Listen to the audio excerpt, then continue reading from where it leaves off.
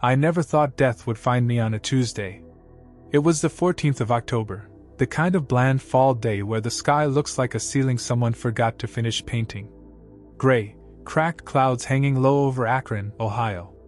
I was driving back from a routine checkup, nothing major, just one of those at your age kind of things my doctor, Dr. Lewin, always guilt-tripped me into.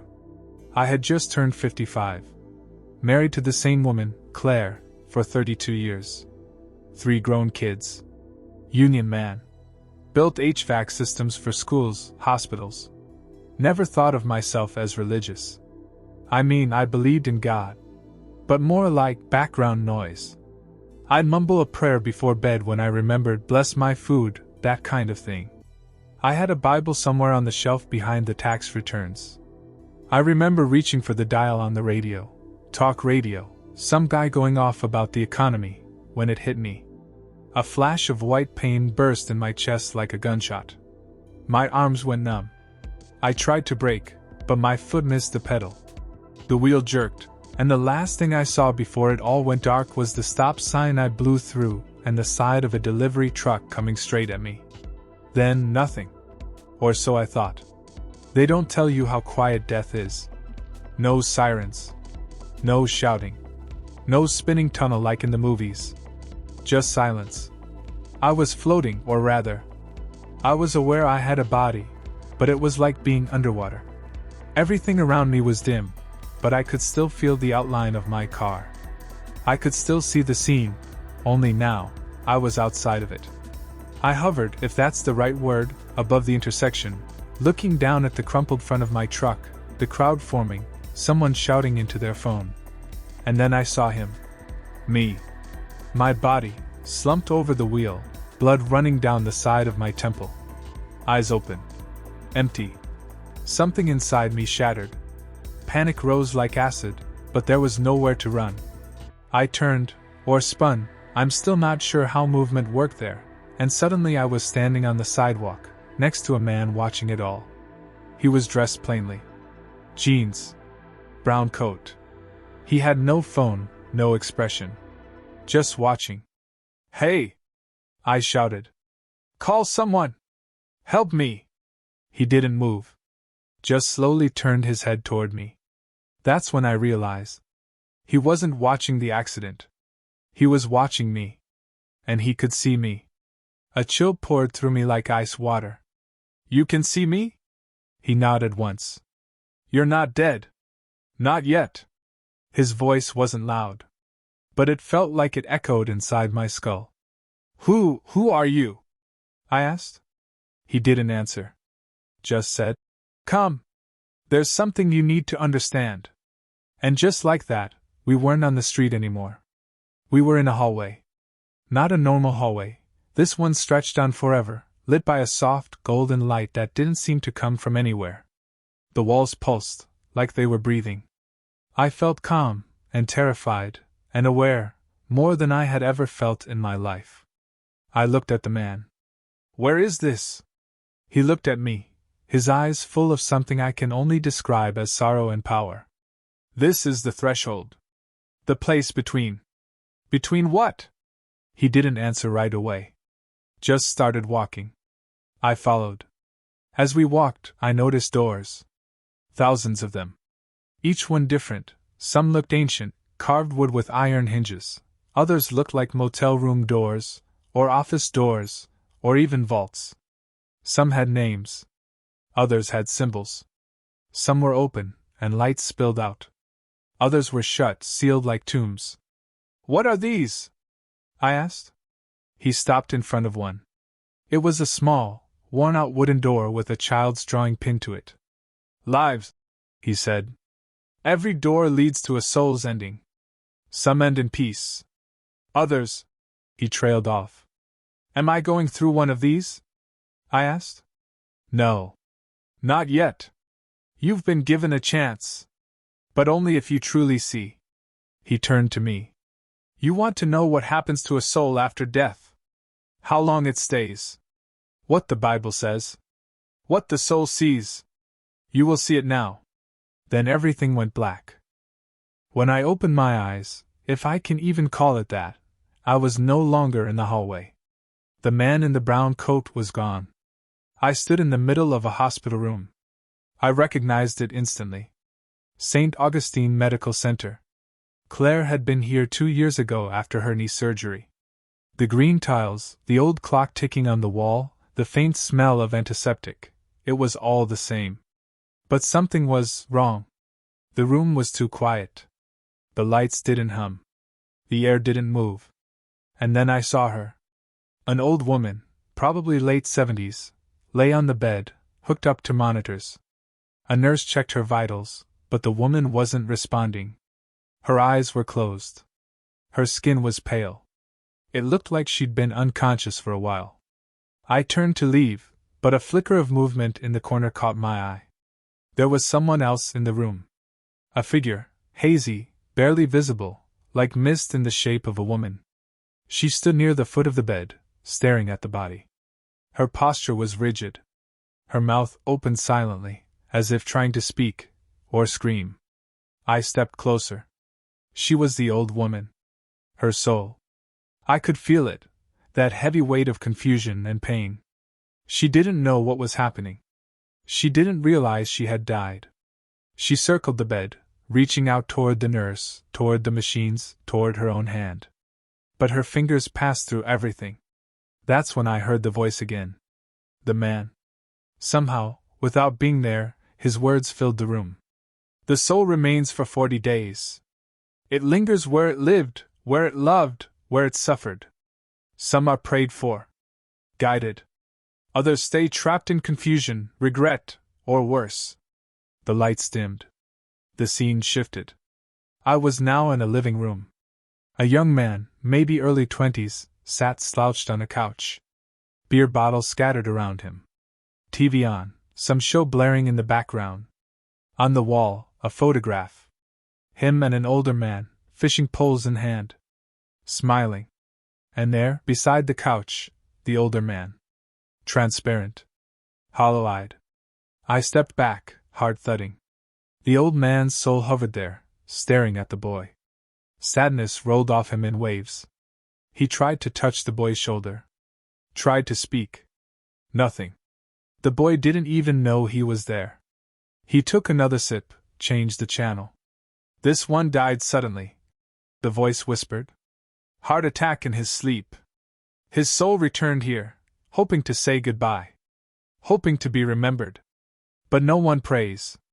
And suddenly I felt it, like a stab through my chest. The despair. Imagine being fully conscious, but invisible. Screaming, but unheard. Present, but erased. Your life ended, but your story still unfinished. Lingering, desperate for connection, and finding none. This is the fate of many. I saw more. A woman clinging to her child's crib, sobbing silently while her husband packed away the baby clothes. A teenager outside his high school, watching his friends laugh without him. An old veteran by his fireplace, reaching for a photo of his wife every night. All still here. Trapped by memory. Regret. Addiction. Unforgiveness. But not all remain. The voice continued. Some are lifted. Not by wings but by prayer. I saw a church. Small. Empty, save for one woman on her knees. She whispered names, names I didn't recognize through tears. Around her, lights flickered. I turned, and saw souls. Not trapped. Not confused. They were rising. Carried not by force, but by love. By faith. By the power of a name spoken in prayer. A soul remembered is a soul released. A soul prayed for does not wander. I fell to my knees. Tears streamed from my eyes, but I had no body, no skin, and yet I wept. I saw my own father. My uncle. Friends I had lost. Had I ever really prayed for them? Or did I just say, "Rest in peace," and move on? Had I left them behind? Then the voice came again, closer this time. You are being shown this for a reason. When you return, you must speak. Warn them. Few know the truth. Death is not the end, it's a passage. But the path is lit only by prayer. The world around me cracked, like a mirror hit by a stone. Light poured through. Then, silence. They say truth will set you free. But first, it will break you. I stood at the edge of something vast, darker than night, deeper than grief. It wasn't a place.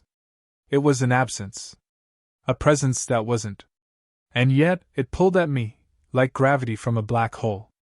Now you will see, the voice said. What becomes of the soul that rejects light? The scene unfolded like smoke rising from fire. I saw a man, maybe in his 40s, standing in the center of a cold, windowless room. His fists were clenched. His teeth grit. Rage poured off him like steam. But it wasn't the room that chilled me. It was the chains. They hung from the air, from nowhere, binding his wrists, his ankles, his chest. Not metal, not rope. These chains were memories. Twisted cords made of every bitter word he ever spoke, every lie, every addiction he refused to face. The more he moved, the tighter they wound around him. He screamed, but not from pain. From pride. I don't need forgiveness. They were the ones who wronged me. I did what I had to do. His voice echoed, but no one was listening. He was alone. Utterly alone. I turned away, sick. But the vision changed again. This time, I saw a young woman, beautiful, stylish, confident, or at least she had been. Now, her soul was surrounded by shadows with faces. Faces of men. Dozens.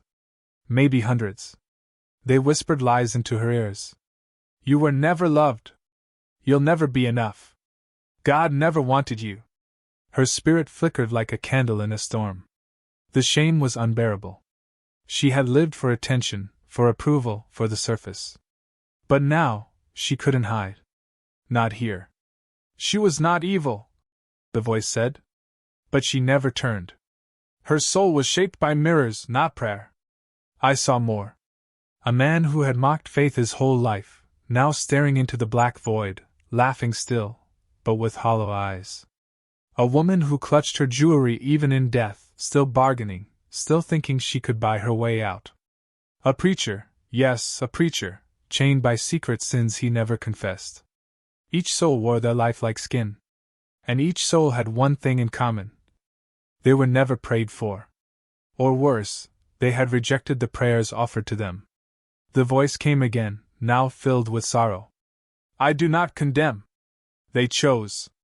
They heard. And they turned away. I felt a wave of heat.